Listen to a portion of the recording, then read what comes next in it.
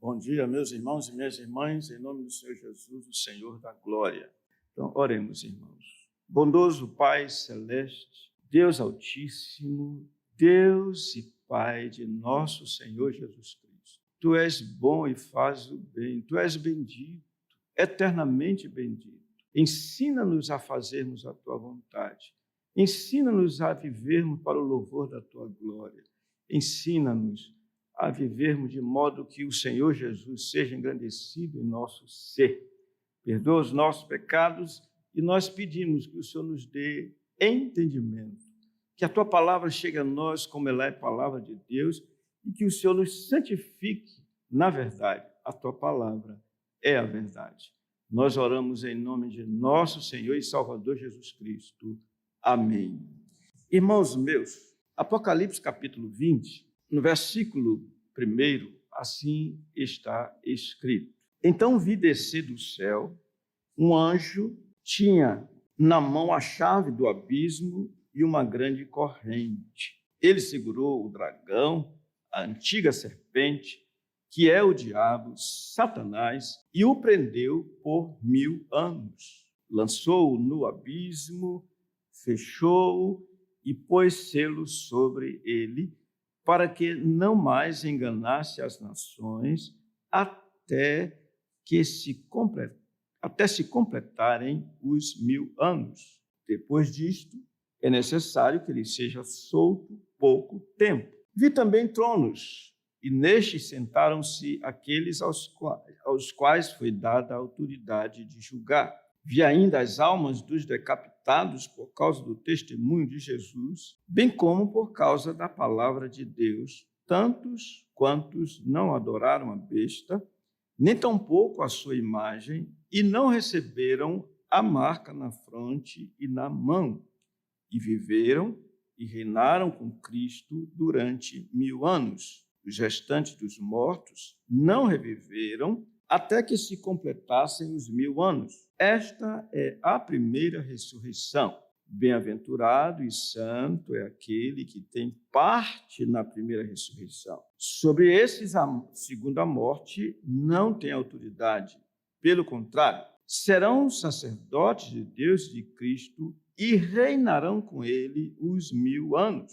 Quando, porém, se completarem os 1000 anos, Satanás será solto da sua prisão e sairá a seduzir as nações que há nos 4 cantos da terra, Gog e Magog, a fim de reuni-las para a peleja. O número dessas é como a areia do mar. Marcharam então pela superfície da terra e sitiaram o acampamento dos santos e a cidade querida. Desceu, porém, fogo do céu e os consumiu. O diabo, o sedutor deles, foi lançado para dentro do lago de fogo e enxofre, onde já se encontram não só a besta, como também o falso profeta, e serão atormentados de dia e de noite pelos séculos dos séculos. Nós estamos no ponto relacionado com aquilo que a gente chamou a terceira parte, na verdade, que a gente chama de considerações do milênio, segundo Apocalipse, capítulo 20, esses versículos de 1 a 10. E já tivemos a oportunidade de olhar para esse texto por 2 vezes, do ponto de vista de considerarmos de fato o que ele diz.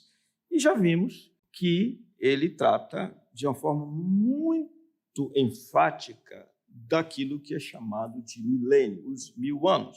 E também já tivemos a oportunidade de ver que há 3 correntes de interpretação com relação ao milênio. E já vimos que tem o pré-milenismo, ou seja, eles veem o milênio como sendo depois da vinda do Senhor. O Senhor vem, ou melhor, o milênio acontecendo antes da vinda do Senhor. Depois tem o pós-milenista. Esse pensa que, porque é pós-milenista, que o Senhor vem e depois ocorre o milênio. E há aqueles, e é a posição que nós estamos estudando, o livro do Apocalipse, que dizem que não há milênio no sentido literal, ou seja, 1000 anos de fato. Esses são os amilenistas. Esses tais veem como esse período entre a primeira e segunda vindas do Senhor como representando, como sendo os 1000 anos anunciados, ou o milênio. Dessa maneira, não é literal, mas é um período que ninguém sabe a duração dele, porque até agora já são mais de 2000 anos. Nós estamos vivendo no ano 2021, somando-se os 30 anos, cerca de 30 anos que o Senhor Jesus viveu, nós já temos 2.500 e poucos anos. Então, não é o milênio literal, mas esse período, como temos visto. Então, nós começamos a estudar de forma mais específica, olhando para esse texto, para Apocalipse capítulo 20, e vimos que ele apresenta 4 partes bem distintas. Do versículo 1 a 3, nós vemos a prisão de Satanás. No versículo 4 a 6, nós vemos o reinado de Cristo com os santos, com os crentes que já partiram, como nós vamos ver.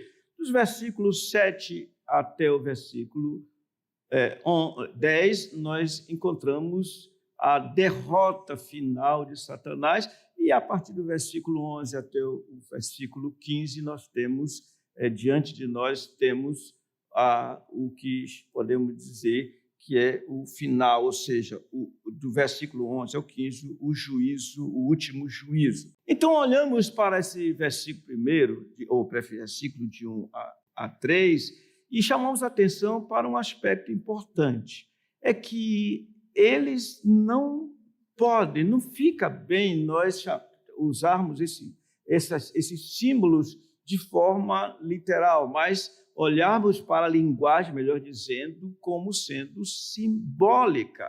Daí que nós vimos que o anjo, ele que desce do céu, ele tinha uma chave, isso dando a entender a autoridade que o anjo tinha, assim como no livro de Apocalipse. Do modo geral, essa chave, que o Senhor Jesus disse que tinha a chave da morte e do inferno, essa chave simboliza a autoridade que ele tinha para fazer isso. Então, é uma linguagem simbólica, daí chave, daí abismo, representando a prisão e impossibilidade da saída de Satanás por ele mesmo, a grande corrente que o amarrou do ponto de vista simbólico, e então vemos a expressão 1000 anos, e dentro desse contexto que temos aqui, nós vemos que os 1000 anos tem a ver com um grande número, mas não 1000 anos literalmente falando. E diz aqui que ele foi preso por 1000 anos, isso ainda no versículo 2.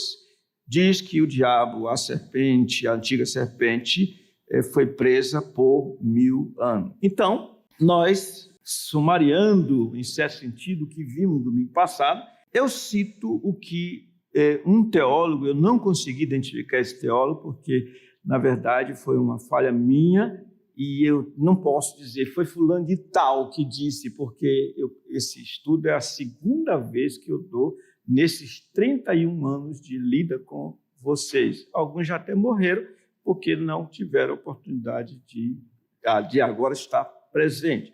Mas o que nós vemos aqui, do ponto de vista do teólogo que humildemente se pronunciou, dizendo o seguinte sobre o 1000 anos. Sugiro-lhes que é uma figura simbólica com o intuito de indicar a perfeita extensão de tempo, como tenho dito, conhecida de Deus e unicamente de Deus entre a primeira e a segunda vindas.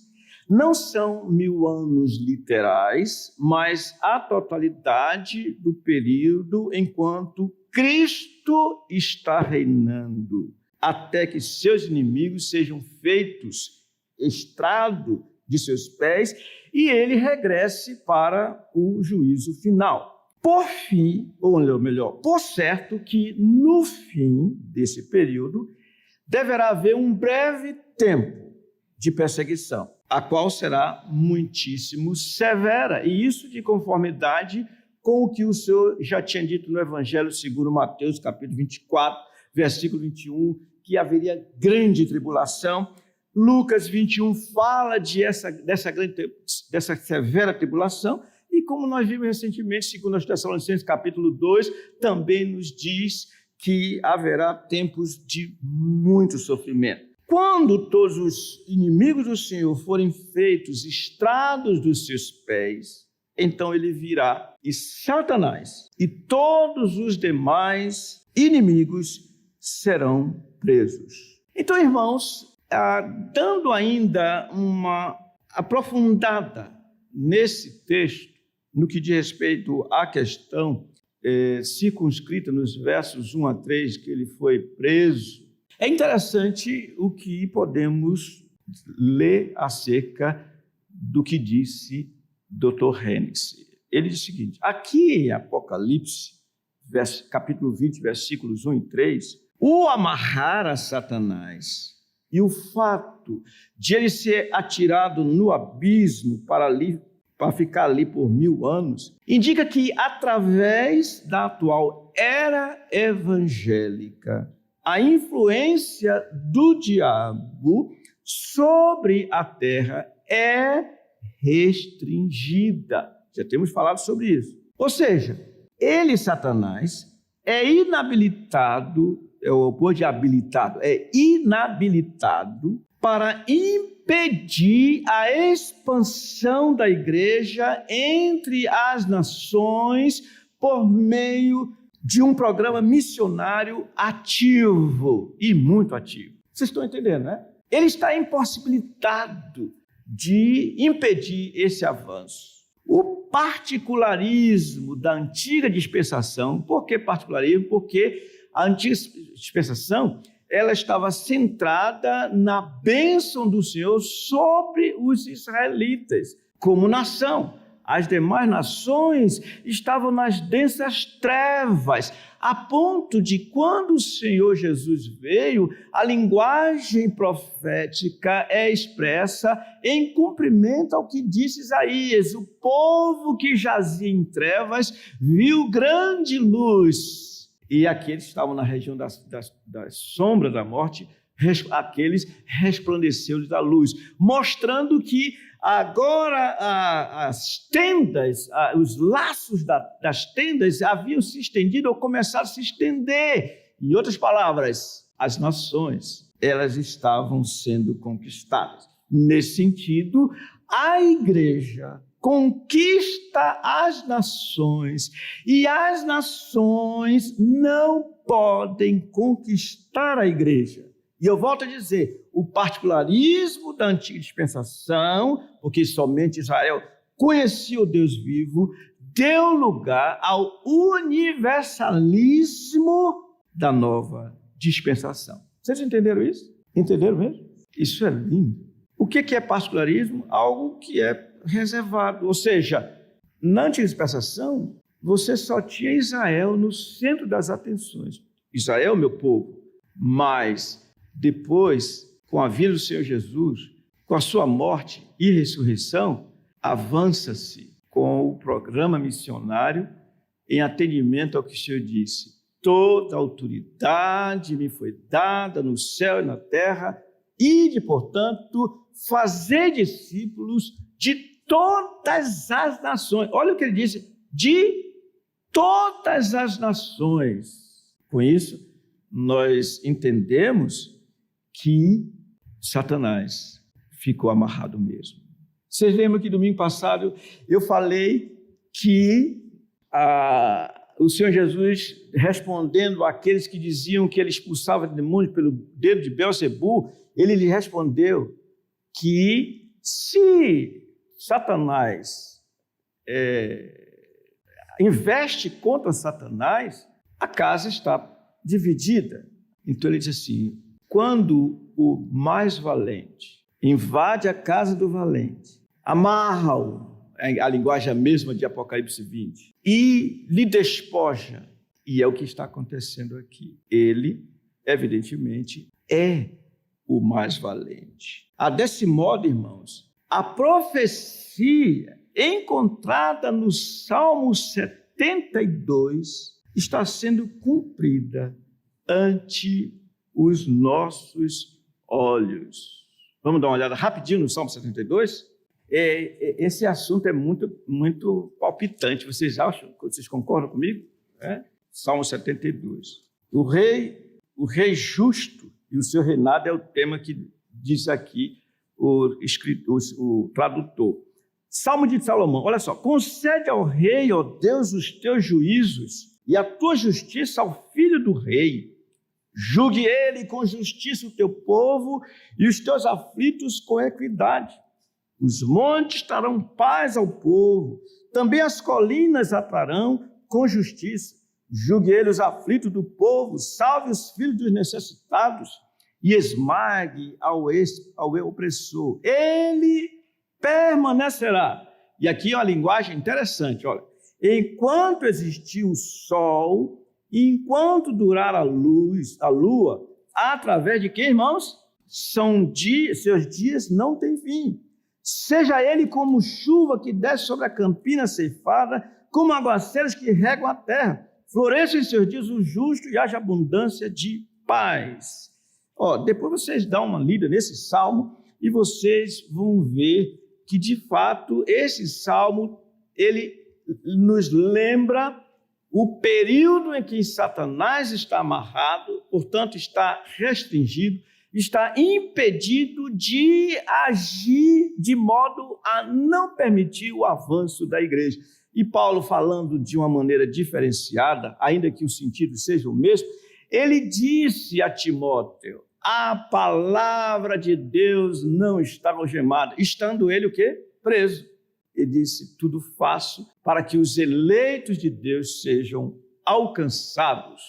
É esse período que faz aqui. De fato, então, podemos dizer que o ide, fazer discípulos de todas as nações, anunciado por nosso Senhor Jesus após sua ressurreição, tem se cumprido de modo eficaz, numa demonstração do seu poder de reinar e que está reinando conforme nós vemos no Salmo 2, o cumprimento.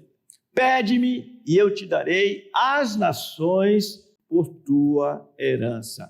E o Senhor, de fato, irmãos, tem ido e alcançado todas as nações. Agora vamos aqui explicar algo que é importante. Não quer dizer, irmãos, que todos os homens de cada nação serão salvos. Isso seria pensar demais, porque não é isso que o povo diz. Mas a ideia é que em cada nação haverá crentes, há eleitos, e haverá, portanto, crentes no Senhor Jesus, porque o Senhor assim o disse. Alguma pergunta? Terminamos os versículos 1 a 3. Se alguém tiver alguma, do capítulo 20, evidentemente, se alguém tiver alguma pergunta a fazer, faça-o. Caso contrário, nós vamos então para os versículos 4 a 6, considerar os versículos 4 a 6, que em segundo lugar, a descrição dos santos com Cristo. Pronto. Vocês estão aqui? Sim, estão aqui. Ótimo. Vejam a linguagem. Versículo 4 diz: vi também o quê? Agora eu vou perguntar de novo. Vocês estão aqui? Apocalipse, capítulo 20, versículo 4.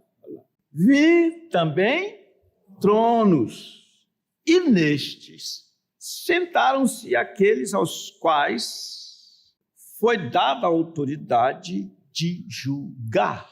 Vi ainda as almas dos decapitados por causa do testemunho de Jesus, bem como por causa da palavra de Deus, tantos quantos não adoraram a besta, nem tampouco a sua imagem, e não receberam a marca na fronte e na mão, e viveram e reinaram com Cristo durante 1000 anos. Os restantes dos mortos não reviveram até que se completassem os 1000 anos. Esta é a primeira ressurreição. Bem-aventurado e santo é aquele que tem parte na primeira ressurreição. Sobre esses, a segunda morte não tem autoridade. Pelo contrário, serão sacerdotes de Deus e de Cristo. Vamos ler juntos? E reinarão com ele os 1000 anos.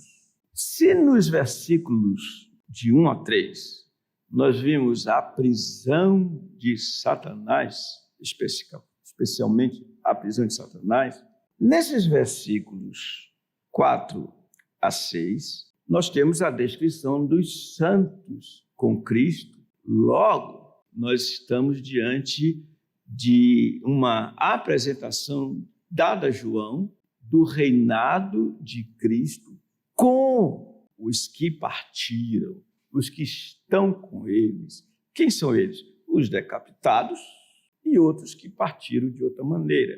O restante, olha, versículo 5, os restantes dos mortos não reviveram. Esses não experimentaram a primeira ressurreição. Primeira ressurreição logo diz respeito a essa ascensão espiritual, no ponto de vista espiritual, dos que estavam em Cristo e morreram por causa do testemunho do Evangelho. Essa aqui é a ideia geral. De novo, cito o Dr. Hendricks, que esse é o quase, podíamos dizer, o pai do amilenismo, no sentido de ser a pessoa que mais esclareceu essa questão da posição milenista. Daí eu recomendo a vocês a leitura de Mais Que Vencedores, que é exatamente o livro que eu trouxe para vocês, e agora está numa salada, eu tenho outros autores, e não só no livro dele. Então, o que ele diz? Esses versículos 4 a 6 descrevem a condição dos santos vitoriosos. Vocês coloquem bem clarinho na Bíblia de vocês, para vocês não esquecerem, no céu.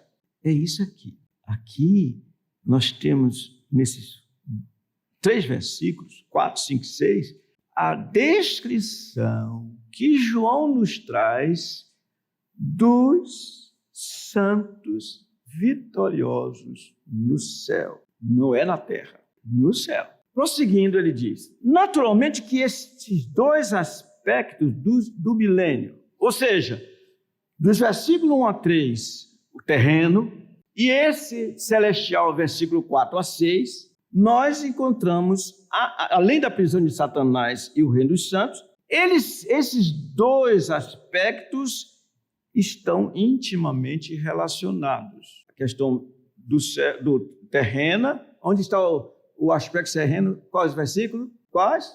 1 a 3, e o celestial do 4 a 6. E estão intimamente relacionados, claro, com a prisão de Satanás e o reino dos santos. É em conexão com o reinado pessoal de nosso divino e humano mediador, como resultado de sua obra redentora, basta ver Apocalipse capítulo 5, que Satanás está amarrado, de modo que sua influência sobre a terra está, em parte, paralisada.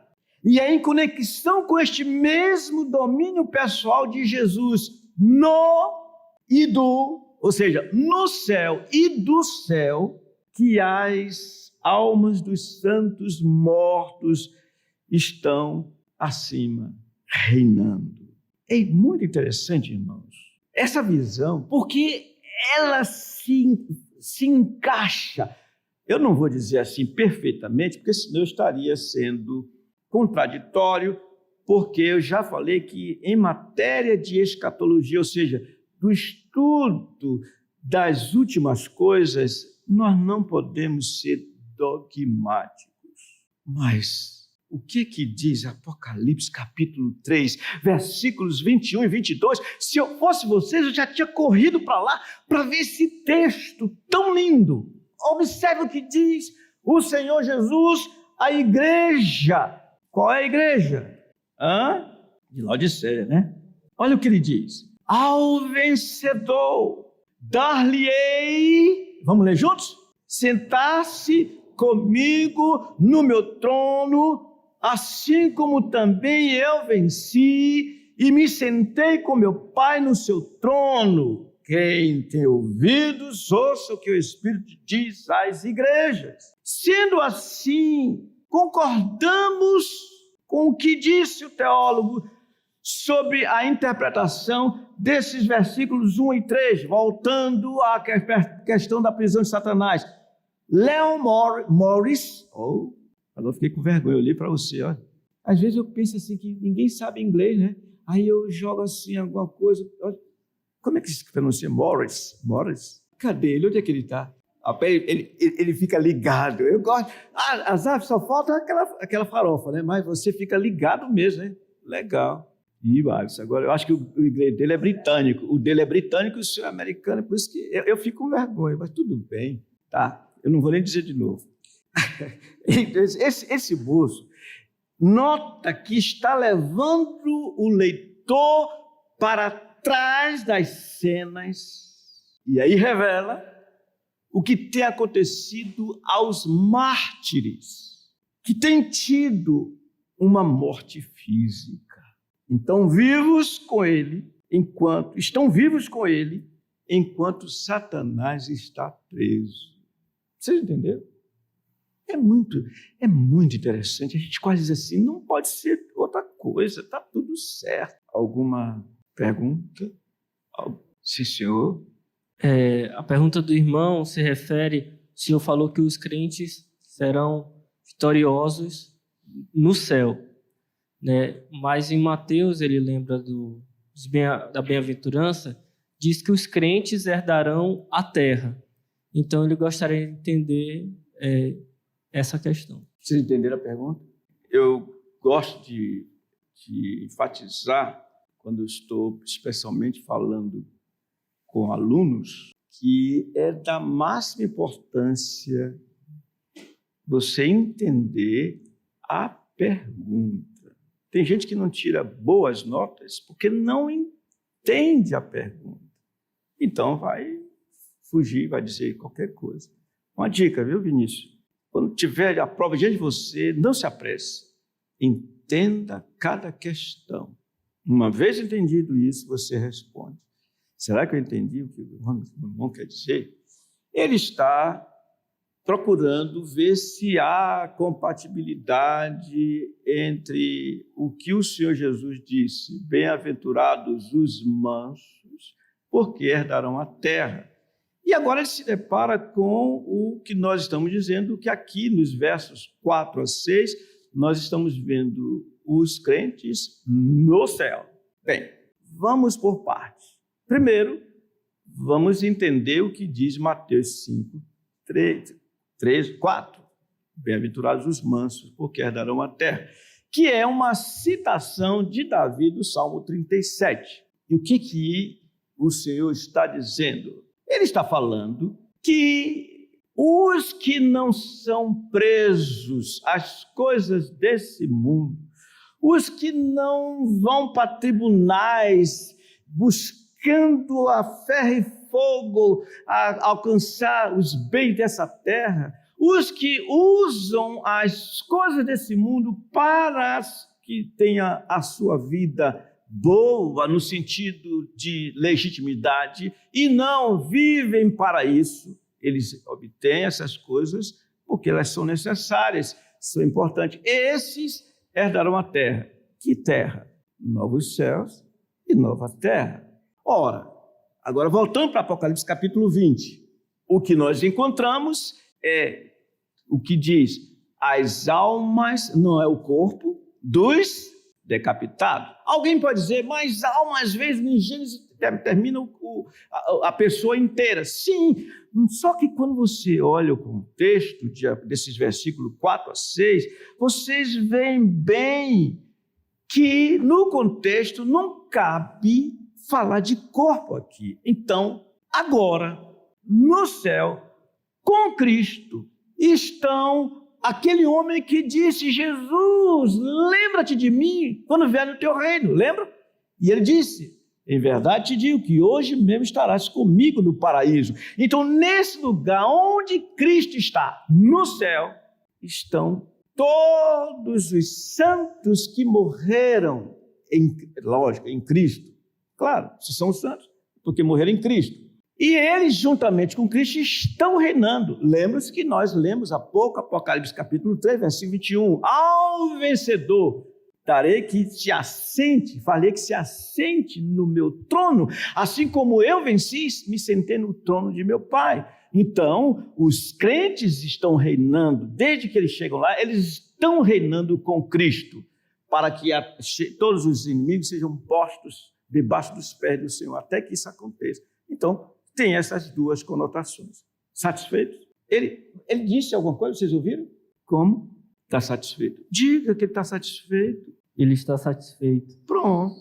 Não, é porque é assim, a pessoa faz a pergunta e a gente responde. Se eu digo assim, se o senhor entendeu, ele faz. Então, os outros precisam saber. Tem alguma outra pergunta? É muito interessante. Tem coisa nesse texto que a gente precisa ver.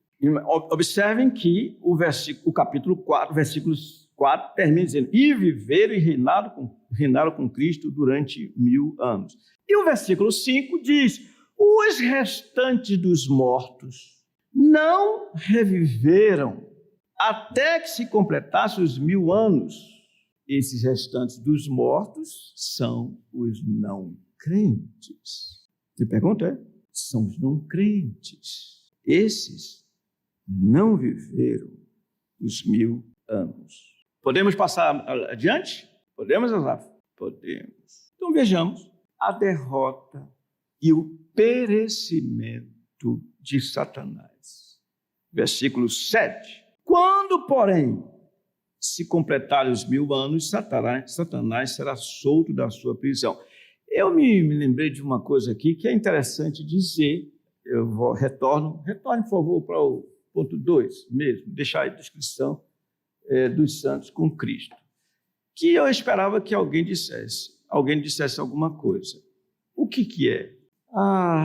Como a gente exemplifica o fato de Satanás estar amarrado, estar restringido, impedido com o avanço do Evangelho, o avanço das missões, olhando para os nossos dias.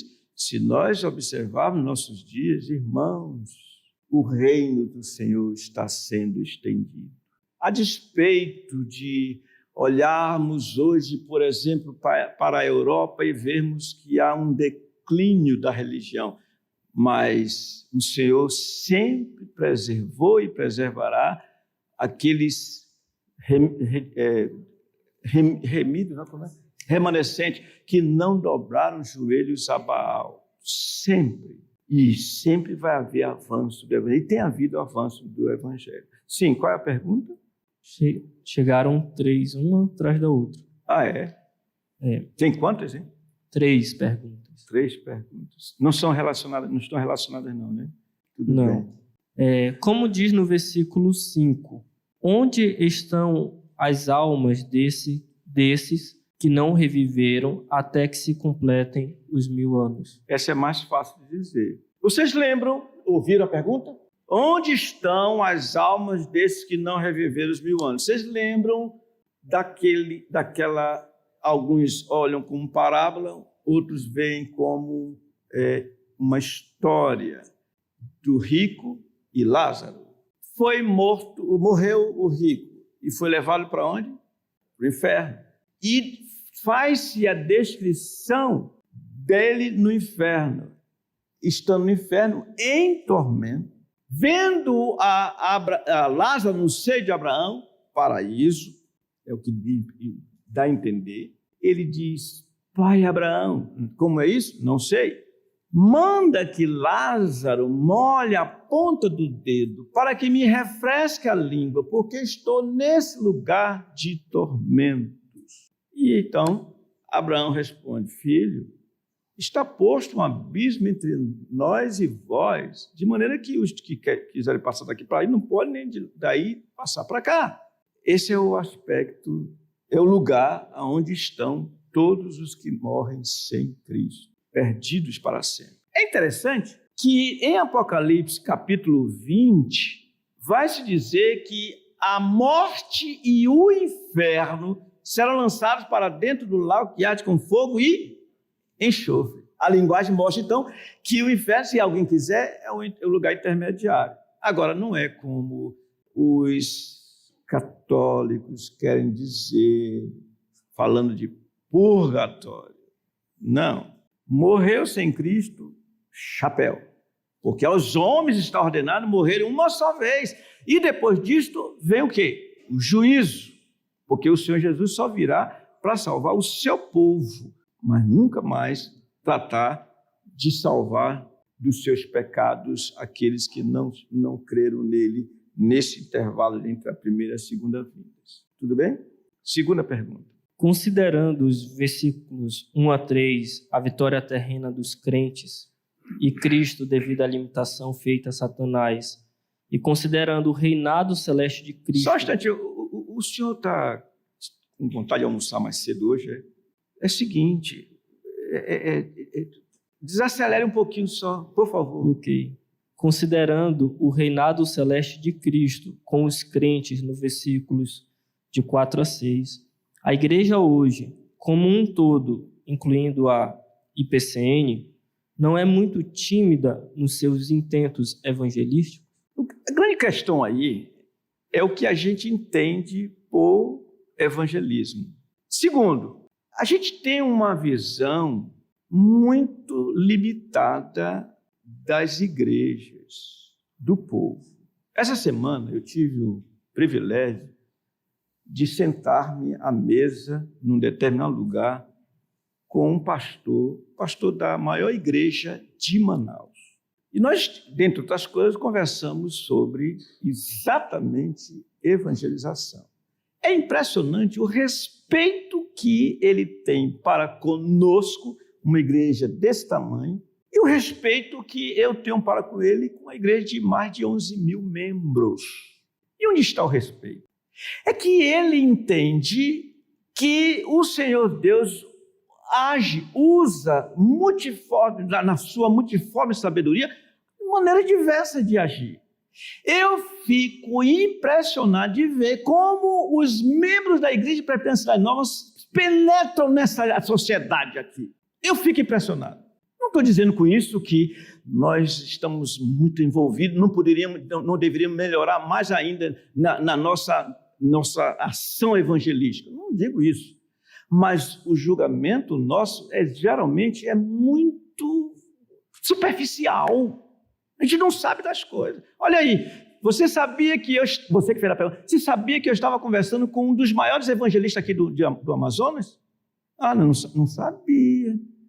E eu, como eu disse para ele, olha, eu já apanhei muito. Eu falando, a gente conversando, eu já apanhei muito. Por quê? Porque antes do senhor, tinha gente que chegou a me chamar de cabeça dura, porque eu só queria ler a Bíblia e ficar orando.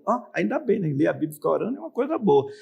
E eu disse assim, olha, eu não sei, eu nunca vou ser, agora pode ser isso, nunca vou ser um evangelista, como eu até gostaria de ser, sair para viajar, embora já tenha saído, mas eu não tenho mais pique. O que você quer que um homem de 72 anos faça? Subir barranco?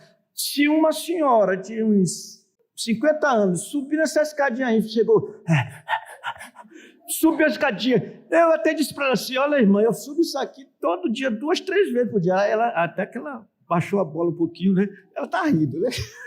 É legal. Agora, eu não tenho mais pique para isso. Meu desejo maior é ir para a África. Como eu desejo voltar lá, não sei se o senhor vai deixar. Mas eu não sou evangelista, não sou esse tipo. Gente, não vamos jogar pedra no reino de Deus, porque Ele age da maneira que Ele quer agir. Vocês estão entendendo? Eu não quero saber nem quem foi que fez a pergunta. Mas eu não posso dizer, uma coisa eu sei, minhas ovelhas, disse o Senhor Jesus, estão nas minhas mãos, e quem disse, ide, portanto, pregar o evangelho, e diz, fazer discípulo, ele disse, eis que estou convosco todos os dias, até a consumação do século, de modo que eu não vou dizer que as igrejas estão devagar. Não, porque há tantas igrejas envolvidas e se envolvendo na evangelização. E outra coisa, irmãos, lá vai eu fazer loucura aqui. Tem um aspecto que a gente precisa considerar sobre essa questão de envolvimento evangelístico. O que foi que o apóstolo Paulo disse aos filipenses? Que viu neles uma igreja cooperadora do evangelho desde o primeiro dia até agora. Mas de que maneira eles cooperavam com o evangelho? Evidentemente evangelizando, mas tem outro aspecto. Ele fala do aspecto também que Epafrodito entregou a sua própria vida, pôs a sua vida em risco para suprir a necessidade daquele obreiro. Meus irmãos e irmãs, quando nós contribuímos para que pessoas vão, não vou dizer nome aqui, pessoas aqui e acolá, seja lá em Portugal, seja na África, seja onde for, isso é cooperar com o evangelho. Eu acho que eu já respondi. Não sei responder mais do que isso. Outra pergunta. Se essa ressurreição dos cristãos que estão no céu é espiritual, quantas ressurreições haverá para os cristãos? Até agora eu havia compreendido que a única ressurreição que aguardamos no Senhor Jesus é no momento de sua segunda vinda. 2. Como? 2. Ele está perguntando quantas ressurreições haverão. 2. Olha só. O versículo 5 diz: os restantes dos mortos não reviveram até que se completassem os 1000 anos. Esta é a primeira ressurreição. Versículo 6. Bem-aventurado e santo é aquele que tem parte na primeira ressurreição. Lá estão os decapitados. Primeira ressurreição eles experimentaram. Sobre esses, a segunda morte não tem autoridade. Pelo contrário, serão sacerdotes de Deus e de Cristo e reinarão por eles 1000 anos. Tá? Vamos ler adiante. Se ele fala de primeira ressurreição de forma enfática, o que é que vocês entendem? Que há o quê? E o que é essa segunda ressurreição? Irmãos, vai chegar o momento em que o Senhor Jesus ordenará e todos os mortos reviverão. Mas o que é isso? Ele está se referindo, João capítulo 5, à ressurreição corporal, que ele é o primogênito. No céu, todos os que estão com o Senhor Jesus estão com ele do ponto de vista espiritual. Eles não têm corpos ainda, porque só acontecerá isso quando ele vier com os seus santos. Eles serão ressuscitados, terão seu corpo glorificado e os vivos serão arrebatados, ou seja, seus corpos serão transformados e então haverá um só povo de Deus junto com o Senhor Jesus Cristo, que diz respeito à redenção final, que é a ressurreição, a segunda ressurreição, a ressurreição do corpo. Tudo bem? Eu não sei, eu tenho 2 olhos, eu vi os 2 levantarem a mão, mas eu não consegui ver quem foi que levantou primeiro. Ele está dizendo, então, podemos afirmar que esta primeira ressurreição que está descrita aqui em Apocalipse não é necessariamente a ressurreição do corpo. Não gostei da palavra, não é necessariamente. Não tem que ter necessariamente. Tá. Não é a ressurreição do corpo, muito e sim bem. Uma ressurreição espiritual. Sim, senhor. É a ressurreição espiritual que todo crente experimentou quando se converteu. Cremos no Senhor Jesus. Estávamos mortos no nosso delito de pecado e Ele nos deu vida. Essa é a primeira ressurreição. Eu não quero estar no seu lugar, não. Ele trata de muitas coisas que têm a ver com a nossa expectativa de morrermos para estarmos com o Senhor, de coisas que o Senhor tratou, de reinarmos com o Senhor. Então, de tudo isso que temos ouvindo, dessa tão grande expectativa dos crentes, quando nós perdemos entes queridos, quando nós estamos ainda, não vemos o Senhor, mas estamos aguardando, isso é consolo para nós. Ele trata toda essa questão de todas essas promessas, como é um consolo para nós, crentes, para que nós aguardemos. Com certeza. É consolo, é fonte de consolo e precisamos, como nós vimos em Tessalonicenses, no capítulo 1 e capítulo 2, que devemos nos consolar uns aos outros com essas palavras. A ideia de mostrar que a nossa viva esperança é de fato viva esperança é importante, porque não só nós nos consolamos, nos confortamos, sabendo que quando alguém parte, porque conhecemos a pessoa, ouvimos a fé da pessoa, vimos a vida da pessoa, nós dizemos: fulano está com o Senhor. Isso é fonte de consolo, sem dúvida nenhuma. E também é fonte de consolo porque nós sabemos que um dia, quando partirmos, também haveremos de experimentar isso. E ele lembrou bem que as almas dos decapitados, que consolo para João, que estava preso na ilha de Patmos, que consolo para aqueles contemporâneos de João que estavam sob o domínio de um imperador terrível, provavelmente Nero, mas se não Nero, depois Domiciliano, mas um jugo muito pesado de saber que os que foram decapitados, naquela época isso era muito comum, os que foram decapitados estavam reinando com Cristo, e os que morreram fora disso, porque deram testemunho da palavra, também estavam reinando com Cristo. Isso é fonte de consolo, certamente o é. Ainda tem mais?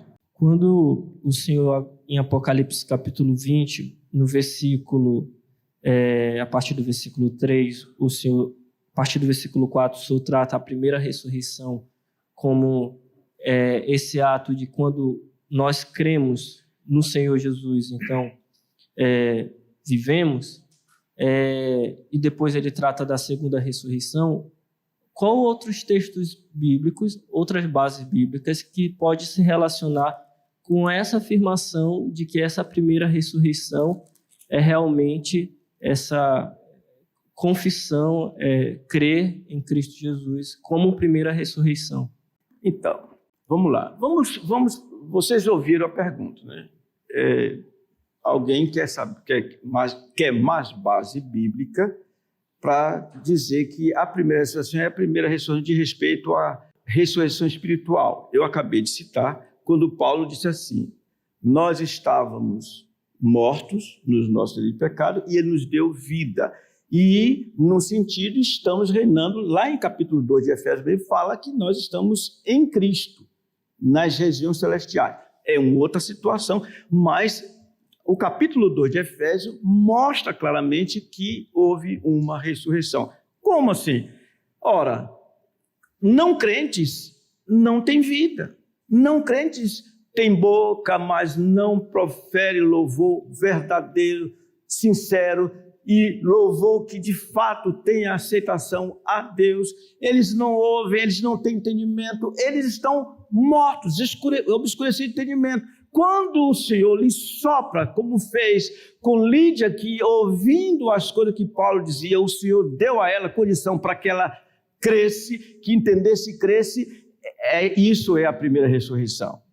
E então você vem para o Apocalipse. Vamos para o versículo. Vamos pensar aqui no versículo 11, eu vou ler no contexto, e vocês vão ver que há uma segunda ressurreição. E qual é essa segunda ressurreição? Versículo 11: vi um grande trono branco e aquele que nele se assenta, de cuja presença fugiram a terra e o céu, e não se achou lugar para eles.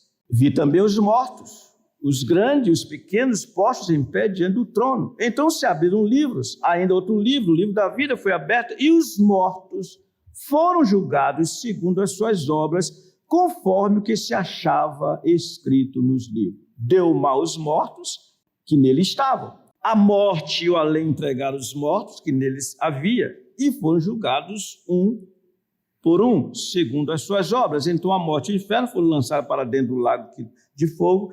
Esta é o que, irmãos? Segunda morte. Qual é a primeira morte? A espiritual, porque todos os homens nascem mortos espiritualmente falando. Esta é a segunda morte, o lago do fogo. E se alguém não foi achado inscrito no livro da vida, esse foi lançado para dentro do lago de fogo. Então, você tem a primeira ressurreição, a segunda ressurreição não é espiritual, mas é corporal.